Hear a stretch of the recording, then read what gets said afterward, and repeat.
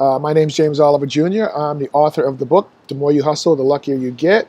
And today I will be reading chapter 6 of the book with you, titled, Who is More Likely to Help When Starting a Business?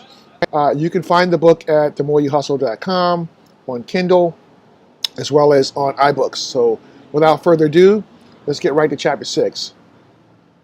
Who is more likely to help when starting a business, strangers or friends? Since I got the idea to start We Montage 3 years ago, I had to rely on the support of both friends and strangers. So I started wondering, which group has been more helpful? My immediate answer to that question was that strangers had been more helpful, and there were a few times friends have disappointed me. But then I really thought about it and came to a slightly different, more nuanced conclusion. I also wondered what other people's experiences have been when starting a business, so I reached out to a few folks. I'd like to share with you my experience and what others had to say about the matter. What I learned when friends disappointed me. The main thing I learned when friends disappointed me is that a lot of times they weren't really good friends to begin with. When I say disappoint, I don't mean they didn't do what I asked of them. I get it. Not everyone is able to help for whatever reason. That's all good. And I still love those friends who couldn't help. The thing that bothers me the most is when I ask a friend for help and they pretend like I never made the ask, e.g. ignore it. Like most of y'all, I'm discreet and won't just ask any old body for help. I have a very short list of people I reach out to when I desperately need a hand.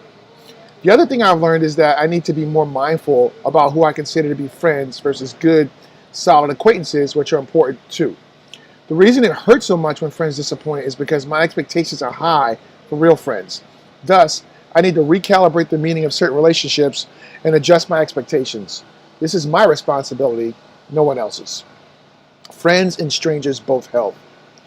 My true friends have stepped up big time, like when I was in the super early days of We Montage and had a crowdfunding campaign on Indiegogo. Or like the other times I reached out and asked friends for an introduction or to share on social media, or made the occasional order request, suggestion. My friends have been there for me consistently. Of course, there have been a few exceptions, but they've been just that, exceptions. Strangers have been phenomenal too, like the guys from my startup accelerator, Generator, who didn't know me but took a chance on me.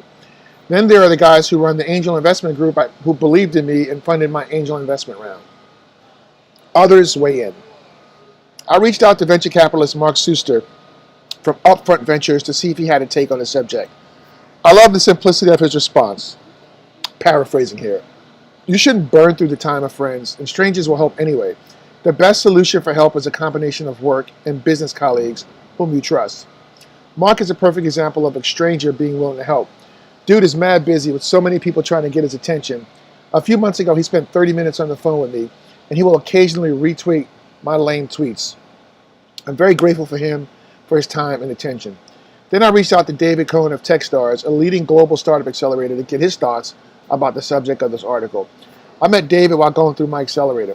David, who in his book Do More Faster, encourages us to not suck at email. Really takes his own advice and doesn't suck at email. E.g., he responds. David said the following: well, you could tie it into the idea of hashtag give first, which is what Techstars is all about. Our mentors are quote-unquote strangers to the startups they help. This is a great point. So many mentors, mine included, I'm looking at you, Jane Patel and Paul Jones, give tirelessly to people they don't know at all initially. Then there was a really impassioned reply from a woman I met in Mario Armstrong's Never Settle Club on Facebook.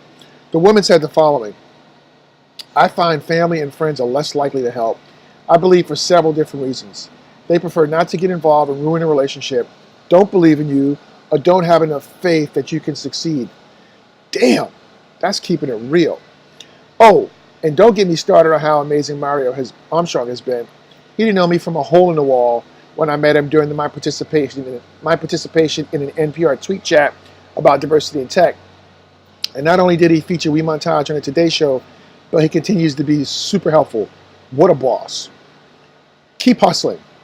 There's a graphic I overuse on social media, but I just love it. It says, good things come to those who hustle, with the word wait crossed out and replaced with the word hustle. The bottom line is, everyone's experience is a little different, but if you work hard, prepare, and don't be too pushy with your friends, most of them will help however they can. And strangers will help if they like you and your idea. The most important thing is to keep hustling, because if friends and strangers see you hustling, they will do whatever they can to help you. You'll be surprised how many people will tell you they admire your courage to step out and take the risk of chasing your dreams. I put risk in quotation marks because I think it's risky playing it safe with life, which is what most people do. Strangers and friends are both likely to help when starting a business if they believe in you and your idea. I don't think one group is more likely to help than the other. My source of help has been pretty balanced. Your experience might be different. And like I said, it's important to not confuse friends with acquaintances. Getting this right will save you a little disappointment and mental anguish when people who weren't really great friends to begin with disappoint you. So that's the end of chapter 6 from my book, The More You Hustle, The Luckier You Get. You can be a successful parentpreneur, sorry. You can find the book at themoreyouhustle.com on Kindle as well as iBooks. Tag a friend who's a parentpreneur or an entrepreneur or who's thinking about taking a plunge to chase their dreams, and share, comment. Let me know if you have any questions or comments. I appreciate y'all. Love you. One.